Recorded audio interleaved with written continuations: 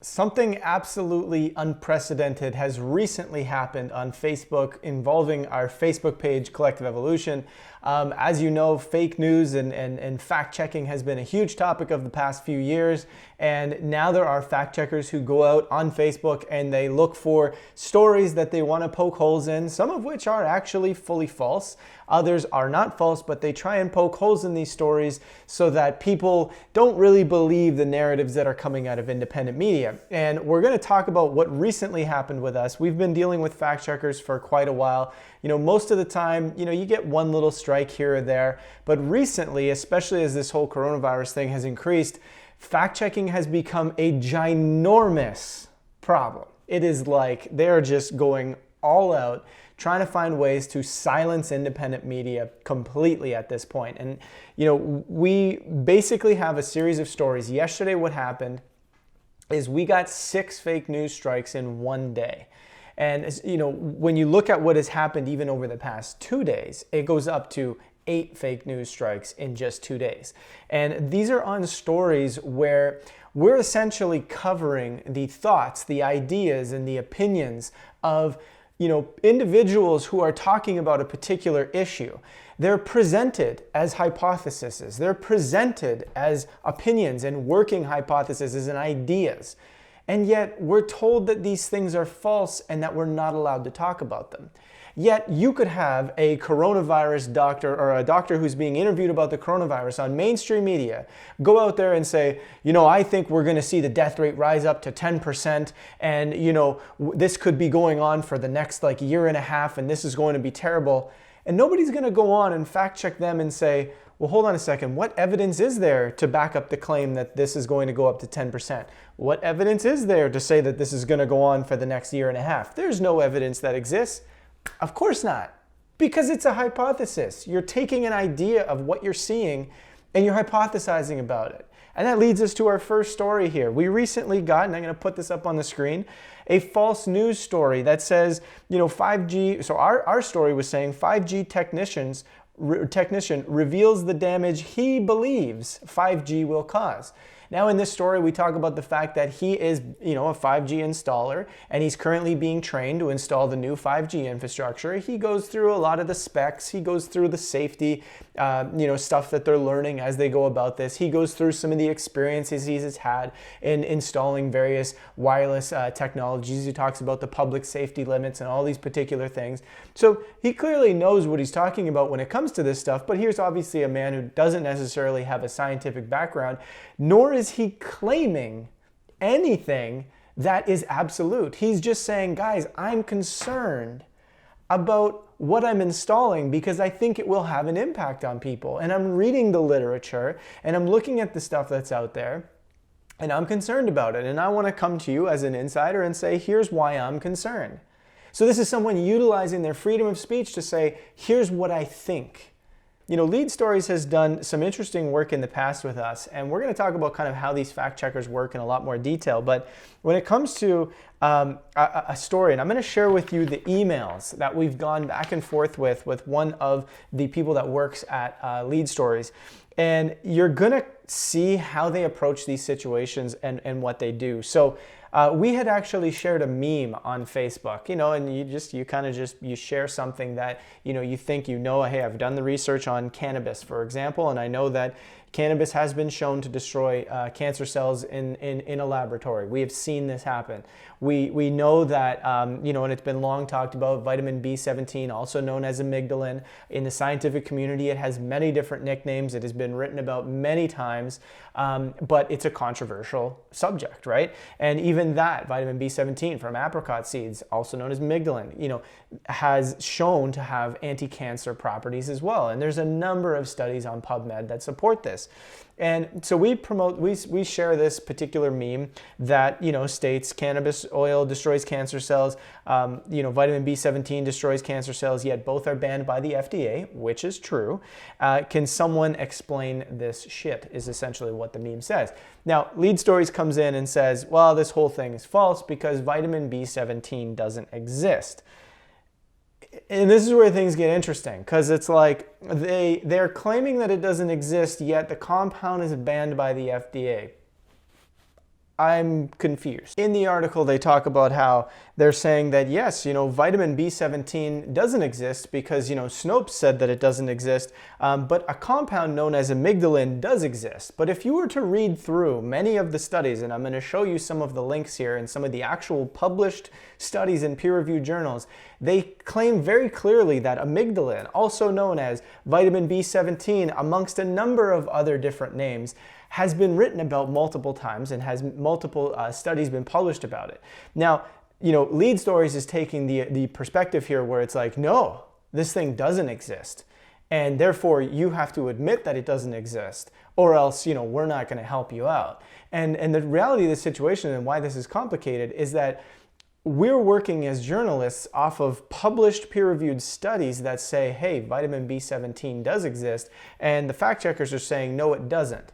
And when we actually, if you look at this email thread here, this whole thing began where, what happens is you reach out to a fact checker and you say, hey, here's my story, here's the situation, you fact check me on, what can we do to figure this out so we can get this, this fact check removed from our Facebook page? Because when they put a fact check on the page, they actually reduce the reach of all of your Facebook content, right? And it's a massive reduction in reach. And the more strikes that you have, the more your Facebook page reduces. And eventually you get to a certain point where they can actually decide to remove your page entirely because you apparently share too much fake news. Now, the majority of the time when we contact a company like this, we either prove them wrong pretty quickly or, we decide, okay, we'll agree to disagree here. We'll just admit that our stuff is wrong and we'll get rid of the stuff and we'll get rid of the strike, right? And this has happened multiple times.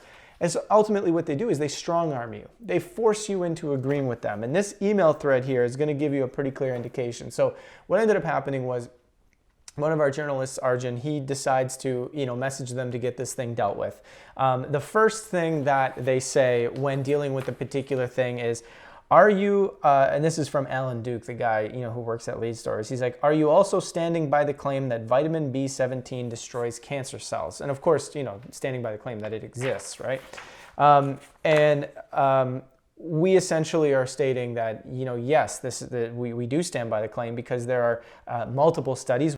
So we provided 3 different studies that indicate why amygdalin, also known as vitamin B17, in some cases right within the studies, they do refer to it as vitamin B17 and others they don't, right? They just say, hey, it's also nicknamed as B17 and so forth, right? So of the 3 studies, he decides to ignore, the 2 studies that actually do mention it and instead focuses on the one study that doesn't mention B17 but does mention amygdalin, and he says, there is no such thing as B17.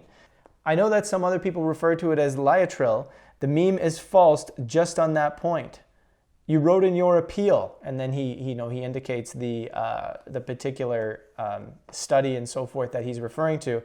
Please show me where in that study, which he puts in quotations, trying to say like a peer-reviewed study is not a study because I don't agree that it's a study. Is there any connection to vitamin B17? None. Then he says, without prolonging this, we can revise the rating after you add a note to the post that this meme is inaccurate. After that, it is safe to delete the post. But please wait until after we let you know the rating has been changed. So again, revealing some of what goes on here.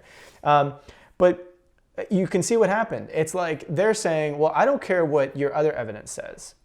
I'm only looking at this one piece, and I've already decided vitamin B17 doesn't exist. And there's no chance for us to agree to disagree, or there's no chance for us to admit that, hey, this is a controversial issue. There's a lot of different perspectives on this out there, and there's no clear consensus, even though consensus is a very dangerous thing to have when you're referring to science, because it starts to indicate the fact that scientifically you're no longer using the scientific method. You have a group of people who are deciding to agree on something that's controversial and creating a consensus, but consensuses often don't stand up to scientific rigor, right? So you're looking at this and you're saying, what essentially happened? He says, we don't agree with what you're saying. He puts in big caps, there's no such thing as vitamin B17, right? These are the fact checkers, right? You can't say this, right? And then he goes on to say, we're not going to prolong this any further. Let's not continue to try and argue about this and you sending us your studies. Instead, just change the rating. Admit publicly that you're wrong, and then we'll change it, and then you can get rid of it, right? And this is what we deal with. This is the kind of stuff that we have to do because we either see our revenue drop, see our reach drop, and not be able to continue as a business, or we have to agree with these fact checkers and what they're saying, so that we can continue doing what we're trying to do, right? And you're seeing here exactly how they operate. They pick and choose what they want to do.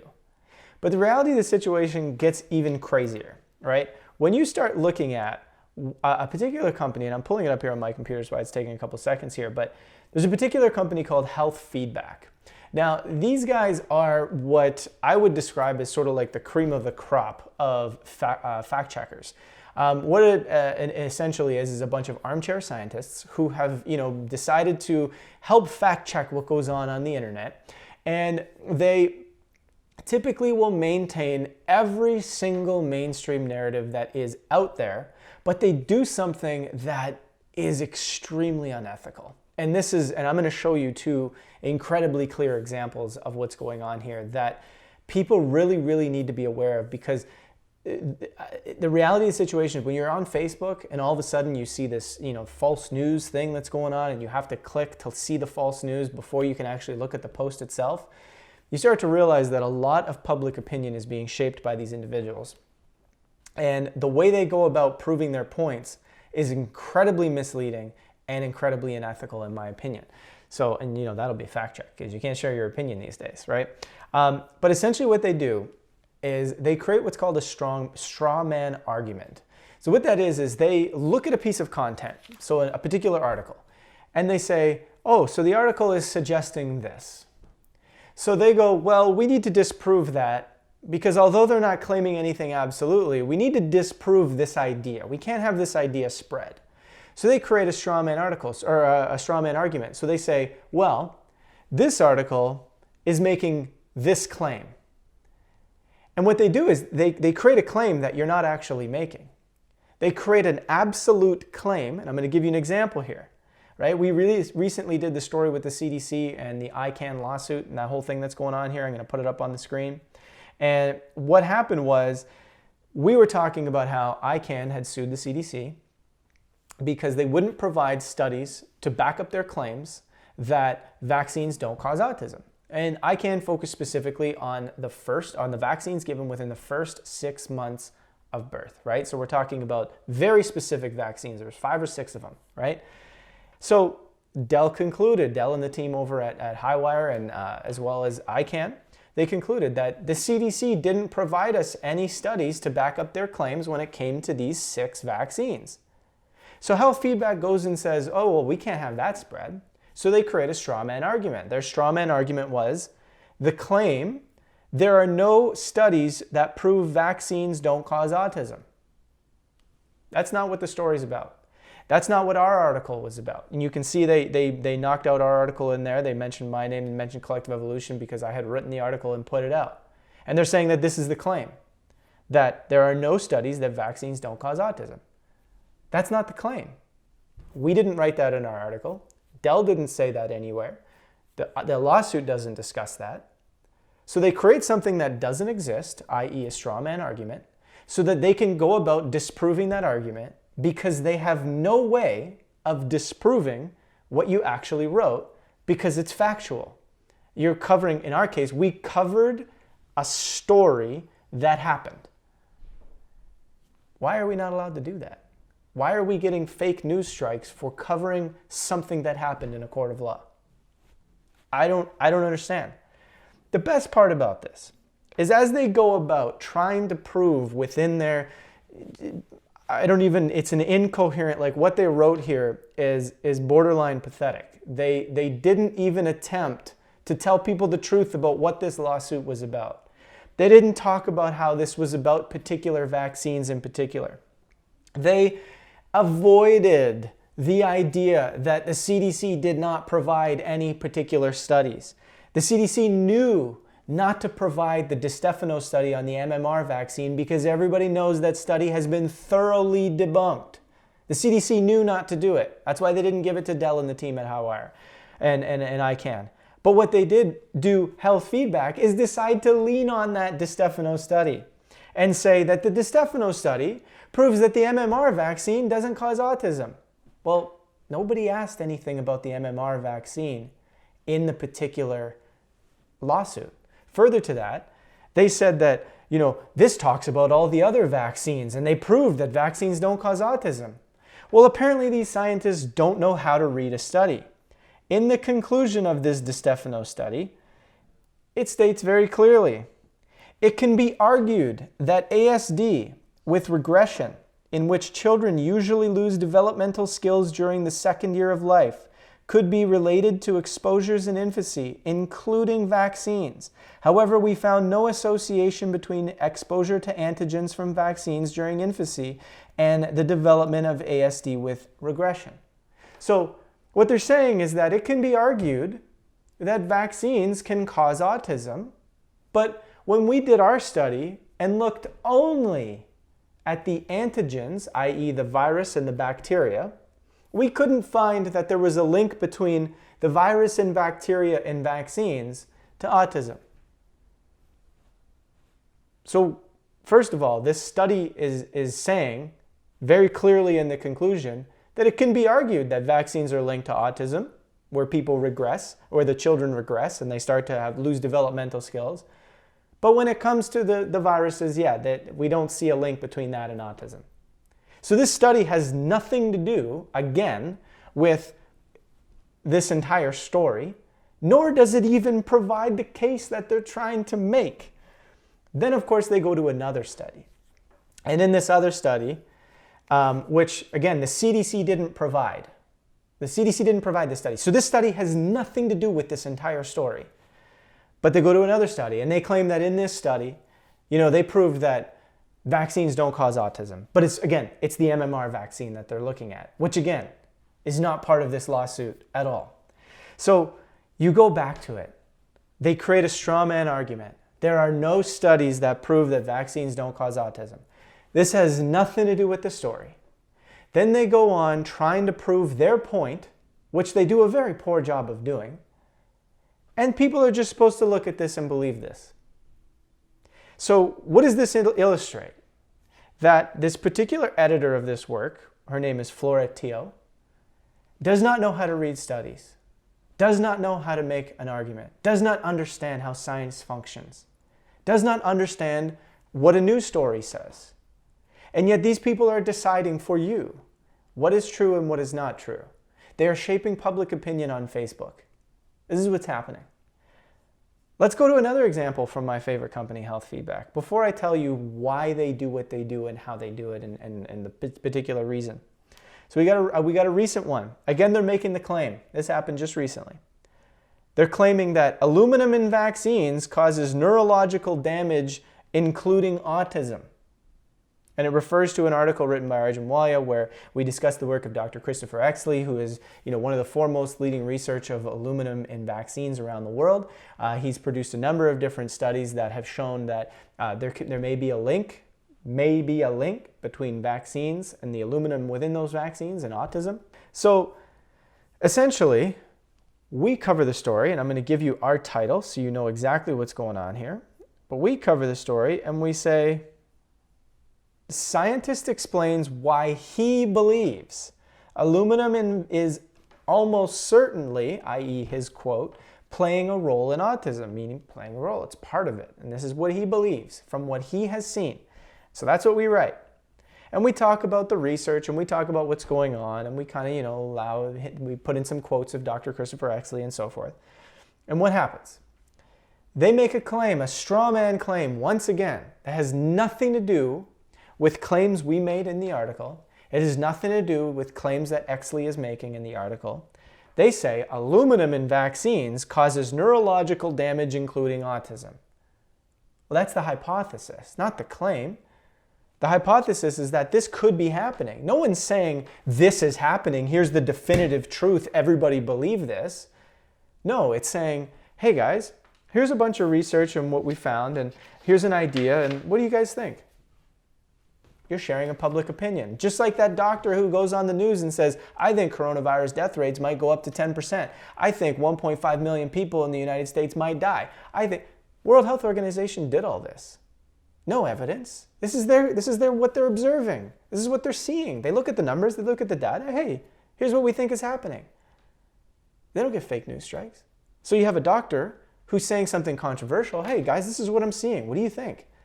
And these guys come in and they take a claim, they make it absolute, And then they attempt to disprove that claim. And the best part is, one of the scientists that they refer to here, the aluminum contained, this is the quote, the aluminum contained in vaccines is similar to that found in a liter of infant formula. While infants receive about 4.4 milligrams of aluminum in the first 6 months of life from vaccines, they receive more than that in their diet. Like, did these people do any research? It has been long discussed and long shown. Injected aluminum, i.e. from vaccines, does not operate in the body the same way as dietary aluminum. Dietary aluminum goes into the digestive system. It is then really, caught and released, usually within the stools. Injected aluminum stays in the bloodstream. It goes to the organs. It goes to the blood, it passes the blood-brain barrier if the blood-brain barrier is not fully formed, which a lot of kids in young age aren't. It is not fully formed. So how is this scientist making claims like this? Like, it's like, what research do these people do, right? So here's the kicker, and this is the big part. What they're saying here, and this is what lead stories, you can talk to them. And you can see in their emails that they're not the best researchers out there. And they force you to agree with them. With health feedback, they will never respond. They refuse to respond to a single email. You are allowed to make an appeal. There's a whole contact form you're allowed to. We've emailed them something like 15 times, maybe more at this point. We've never received a single response. And there's a reason why they don't respond. And this is my perspective from everything I've done over the last 3 years of looking at how this fact-checking works. When there's a paper trail, you start to see the logic. You start to see how they think and what they do. And it gives an opportunity for you to present the contrary information and then to record their response, which you can then go public with, just like we're doing right now. But health feedback does not respond because they know what they're doing. They know they are taking an unscientific approach to this entire thing. They know that they are creating straw man arguments to then prove those straw man arguments wrong. And they know that they don't have anything to do with the actual claims that you're making. And if they were to answer you back in an email, that would become evidently clear. You would then be able to take that publicly and blow this entire story open. So instead what they do is they're stopping freedom of speech, freedom of expression, freedom of science, freedom of the ability to say, hey guys, here's what I'm seeing, here's what I'm finding, let's share this with other people. And they're instead saying, no, we have a monopoly over what is true and what is not true. We're terrible at doing research, and we're unethical in how we go about debunking stories. And we're never going to answer anybody who decides to ask us how we came to what we came to. And this is what we're dealing with. This is the reality of the situation right now. And let me throw in one more, just as a kicker, because it's special. This is a fun one. Let me just find it here. This one relates to what, of course, is starting to become a big thing right now, right? Coronavirus is going on. In China, they've been using vitamin C at high doses to explore whether or not that there's a possibility in actually treating people, maybe preventing it and so forth. We've covered on Collective Evolution many times over the stories of Dr. Richard Cheng, who's been in China dealing with a lot of this stuff. He's been communicating with a lot of the doctors and heads of hospitals there, talking about the vitamin C situation and providing reports about what they're doing, what dosages they're using, the various clinical trials that are happening in China right now specific to vitamin C. He's talked about the 50 plus patients that they closely monitored that were using vitamin C and were getting great results. And so an article goes out on our page, it just talks about vitamin C and the coronavirus. And in that article, it talks about the potential that vitamin C may work to treat the coronavirus. There's tons of evidence that vitamin C has worked in treating viruses in the past. Right? It helps to boost the immune system and so forth, especially when you're talking specifically about high-dose vitamin C, which is what the article refers to. And then, of course, our favorite, science feedback, comes in, as they normally do, and they say, this is false. Because clinical trials show that vitamin C supplementation does not prevent viral respiratory infections. That's not what the article is about. The article is about high-dose vitamin C and what they're doing in China, not vitamin C supplementation. Again, creating an argument that doesn't exist and then trying to disprove it. Now, vitamin C is being used in a New York hospital, high-dose vitamin C. These fact checkers have been misleading people this entire time about this coronavirus, saying that vitamin C will not help you. It's helped people in China, it's helped people in South Korea, and now it's helping people in New York State. And it probably will continue to grow after that. This has stopped probably countless people from taking high-quality vitamin C supplementation in high doses during this entire coronavirus outbreak. It could help a lot of these people, but they're saying no, there's no evidence, don't take it, don't do it. There's been a number of articles written, Live Science wrote an article saying, no, don't take vitamin C, it's not going to do anything for you.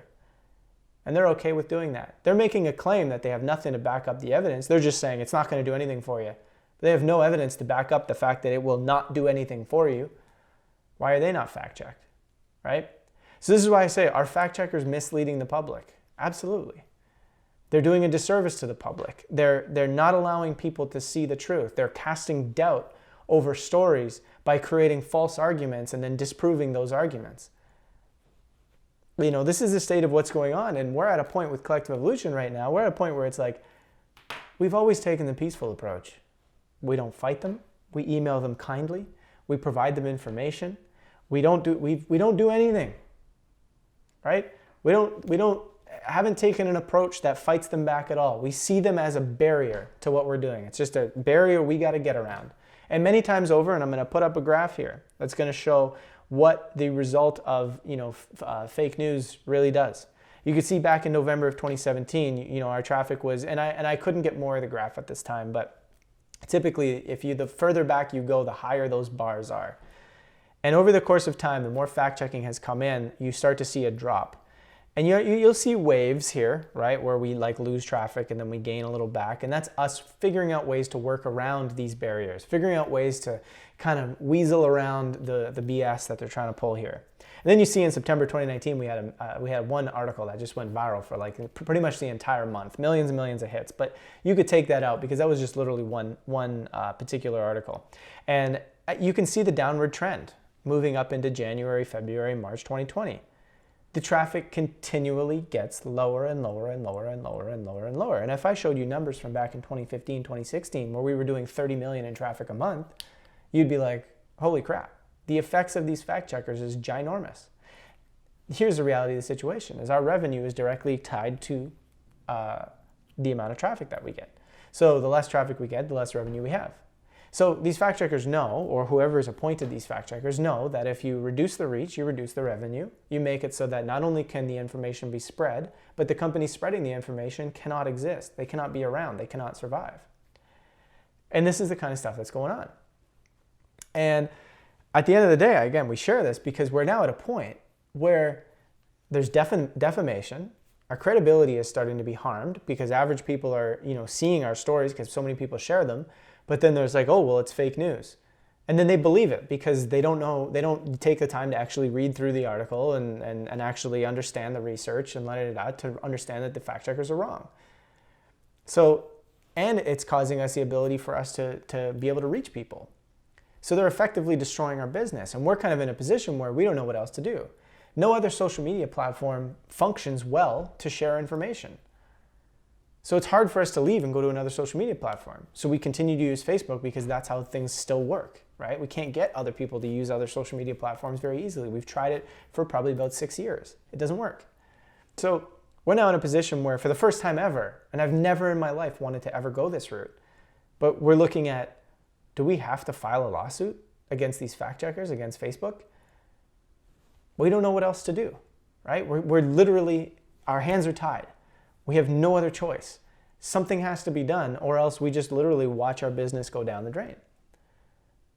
Or maybe we stand up and we say something and we do something. I don't know, all right? But that's where we're at. And I wanted to share this story and I wanted to give you an indication of what this stuff looks like because people have asked us, hey, what do you think when you get this fake news strike? Is this true or is this not true? They've asked us, hey, have you seen this strike? Like, I can't believe they're doing this to you guys. How much is this affecting your business? How much is this affecting what's going on? Most importantly, and this is why we do what we do, how much is this affecting public opinion and public perception? Huge, massively. Most people don't even know about this CDC story because of coronavirus, and yet it's a watershed moment for vaccines. It's a massive moment where the CDC admits we have no evidence to support our claims that vaccines don't cause autism when it comes to these particular vaccines that we're giving right now, which means they haven't done the research. And if they haven't done the research, how do they know what they're saying is true? That's all people are doing. They're just holding them accountable. But apparently you can't do that. Anywho, that's it. That's all. Wanted to share these thoughts. Wanted to give you guys an insight as to what's going on here. I know this isn't the most current events, up to date, hey, coronavirus, la da da da, but it relates to it.